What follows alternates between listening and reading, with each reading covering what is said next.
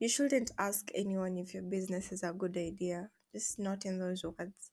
They say it's not what about you say, but how you say it. Asking people if your business is a good idea invites people to lie to you. How should we ask that? We ask good questions. The mom test is a set of simple rules for crafting good questions that even your mom can't lie to you about. The author gives us an example of two conversations, and in the first one, the son approaches his mom with an idea for a business. The son wants to create an app that functions as a cookbook for iPads, offering recipes, sharing options, and videos of a celebrity chef. He tries to gauge his mom's interest in the app by asking leading questions and seeking validation. The mom, being supportive, provides positive responses, even though she might not actually have a need for the app.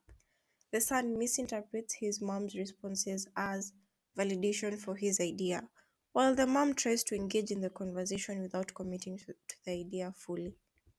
In the end, the mom offers her son food, seemingly concerned about his financial situation. The misguided entrepreneur has multiple conversations like the one described earlier, which only strengthen his belief in his business idea. He eventually quits his job and invests his savings into developing the app.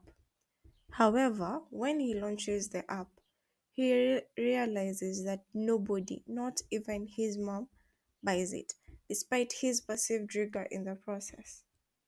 He fails the mom test. In the second conversation, the son asks his mom about her experience with using the new iPad. He begins with generic questions but then narrows down to specific examples to gather real concrete data.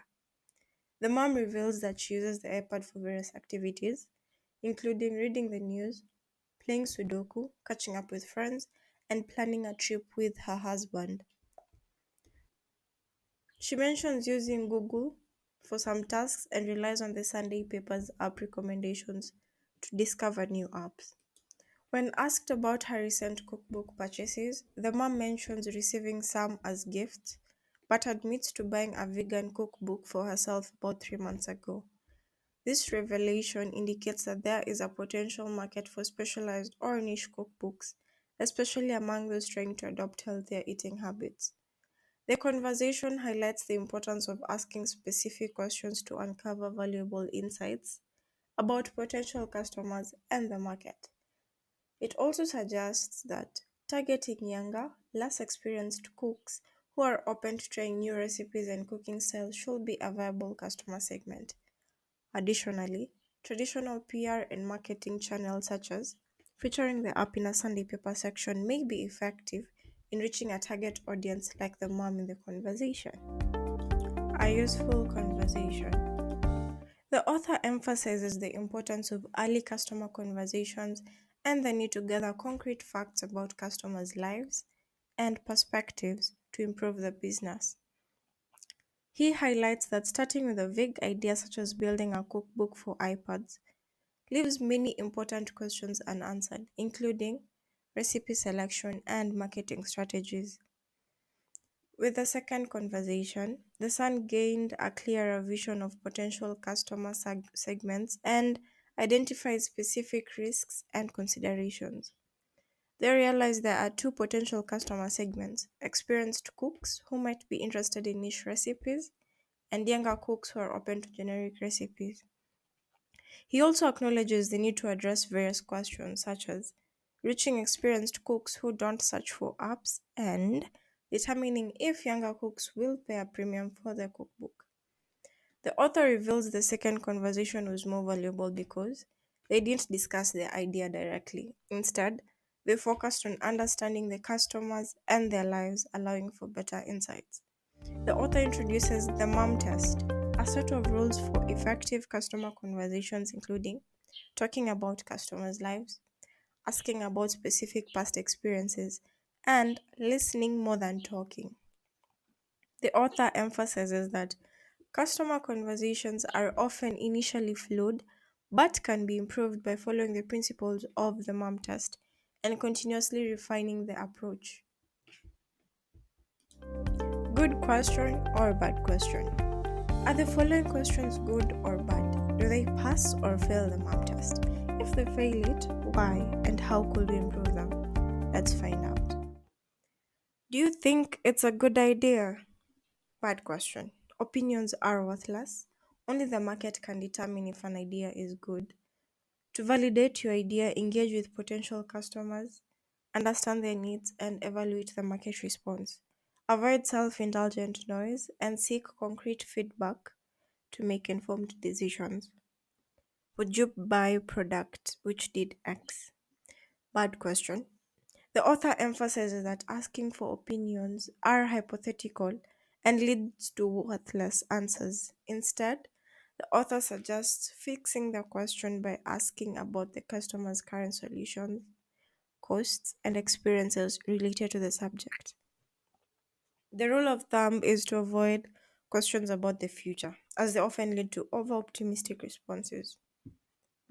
How much will you pay for X? Bad question. It may deceive with its number appearing rigorous.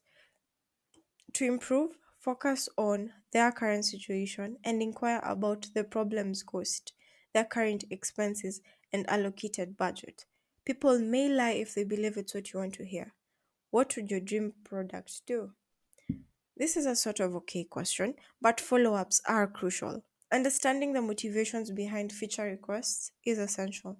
People know their problems but may not know the solutions. Why do you bother? Good question. The author emphasizes that there is importance in asking the question to uncover the true motivations behind perceived problems. It illustrates how this question, in the example he gave, led to discovering the real need for working off the latest spreadsheet version. Understanding customer goals is crucial before finding suitable solutions. What are the implications of that? Good question. The author highlights the importance of distinguishing between significant problems that customers are willing to pay to solve and less critical issues they can tolerate. Understanding the implications of the problems helps determine their true significance. The text emphasizes that some problems may be emotionally loaded, but ultimately have minimal impact or can be addressed through simple solutions such as assigning more resources. The rule of thumb is that not all problems actually matter in the grand scheme of things. Talk me through the last time that happened. Good question. The author emphasizes the importance of showing rather than telling when understanding customer preferences.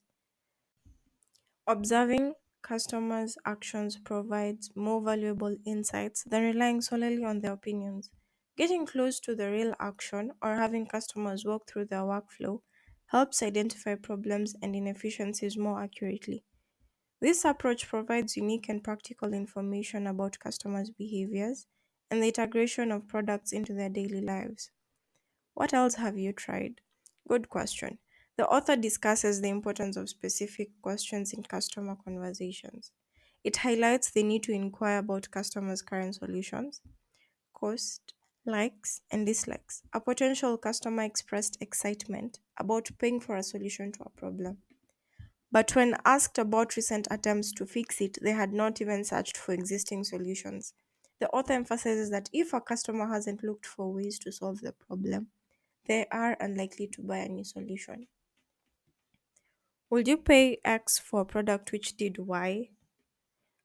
Bad question, and I'll tell you why. It includes a number, it is overly optimistic, and it focuses on the idea rather than the person's life. To improve, ask about what the person already does, not what they might do in the future. Alternatively, directly asking for money can reveal the truth, as people tend to stop lying when faced with a financial commitment. How are you dealing with it now? Good question.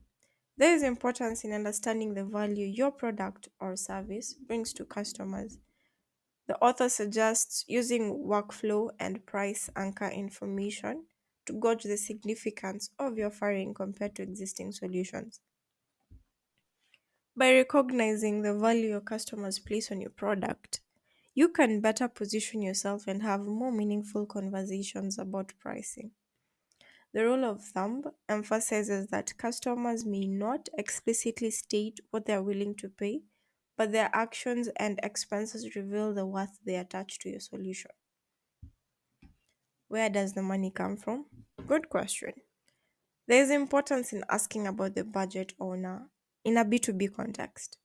Knowing this information helps navigate the purchasing process, identify decision makers, and create a repeatable sales roadmap. Who else should I talk to? Good question. End every conversation on a positive note. If someone doesn't want to make intros, accept it gracefully.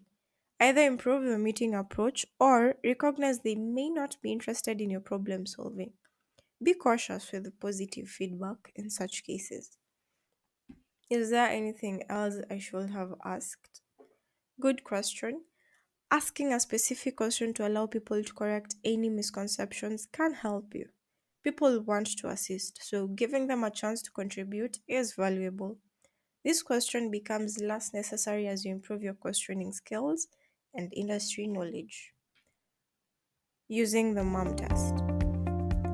Effective customer conversations are not about asking customers what to build. Instead, they focus on understanding customers' problems, cares, constraints, and goals.